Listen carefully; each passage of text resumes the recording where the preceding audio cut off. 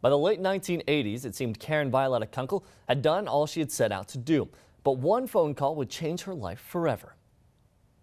But I pick it up, and the voice on the other end of the line says, "This is Penny Marshall. I want to talk to Karen Kunkel."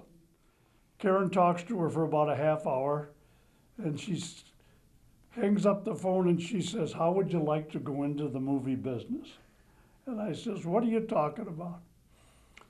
So there was the beginning of the League of Their Own. Penny wanted Karen not only for her experience playing, but also because of her connection with many former players through the formation of the Players Association. Karen's role would be as a technical advisor for the film, helping to make the actors look like athletes, which wasn't always easy. Madonna, for example, she could hardly throw, so every day working with her arm, working with her ability to catch, and actually he turned her into a pretty good athlete. I mean, she was a dance. Aside from helping the actors, Karen wanted to make sure the film wasn't a joke and would honor the players that came before her. There was something that she wanted to do, and she wanted it to do for all of the living ball players that were still there in their 80s, and some of them, that played in the 40s. This meant sometimes even butting heads with Penny Marshall to keep the authenticity, even on minor details, like the number of umpires. The first day that they were shooting a ball game, there were 3 umpires out on the field. And Karen says, "Penny, you gotta cut that." This is because, as Karen would point out, in the 40s they only had 2 umpires for games, but Penny would need more convincing.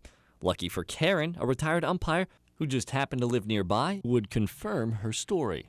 Though the Kunkel's time in the movie business may have been brief, both the movie and Karen have had a lasting impact. With the film's help, women were added to the Baseball Hall of Fame in Cooperstown. However, what many don't know is that despite a promise to never be removed, they were. This meant for Karen, her job wasn't done. All right, well, tomorrow we will have the final segment. Karen will continue her fight for equality, also taking on a deadly disease. You may have noticed there, Karen not doing a lot of the talking there, her husband Jack helping her out. She was diagnosed with Alzheimer's, and I'll tell you what, guys, if anybody could tackle Alzheimer's, it is Karen. She's the strongest person and has such a great spirit and sense of humor about the whole thing. So we'll talk about that tomorrow, and it's just they're just such a great people. I can't get over it. They're a great team. They really and truly are. And a team is a big part of what they are pronouncing there.